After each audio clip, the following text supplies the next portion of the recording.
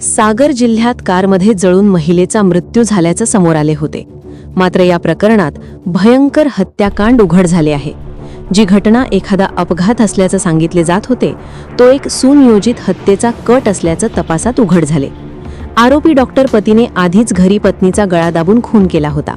त्यानंतर पुरावे मिटवण्यासाठी त्याने 50 किलोमीटर दूर जाऊन कारवर पेट्रोल टाकून पत्नीसह तिला आग लावली।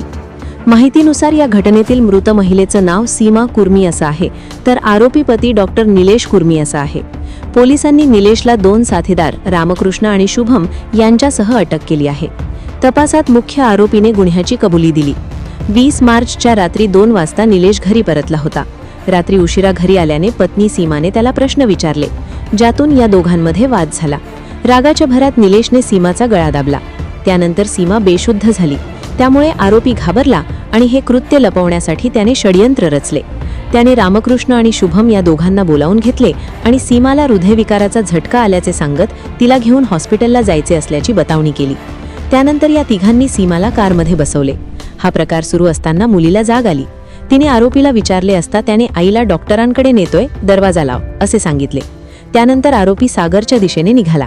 रस्त्यात त्याने सासरे आणि मेहुण्याला फोन करून सीमाची तब्येत बिघडल्याचे सांगितले, परंतु षडयंत्र भलतेच काही होते। पहाटे 4च्या सुमारास गढाकोटा रोडवरील चनाकोरियाजवळ निर्जन स्थळी कार पोहोचले। त्याने कार बाजूला घेत पत्नीच्या शरीरावर आणि कारवर पेट्रोल टाकून दोघांना आग लावली। आग लागल्यानंतर तो साथीदारांसह तिथेच कार जळताना पाहत होता। कुणीही सीमाला वाचवण्याचा प्रयत्न केला नाही।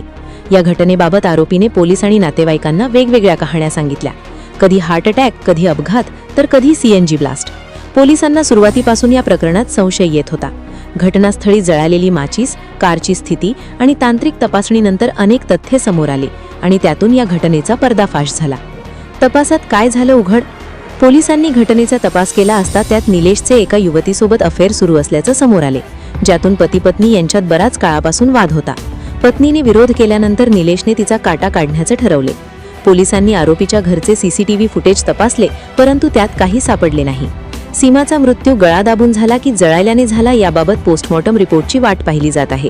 सध्या या प्रकरणी पोलिसांनी मुख्य आरोपी निलेशसह दोघांना अटक केली आहे। या तिघांविरोधात हत्या आणि पुरावे मिटवण्याचा गुन्हा दाखल करण्यात आला आहे।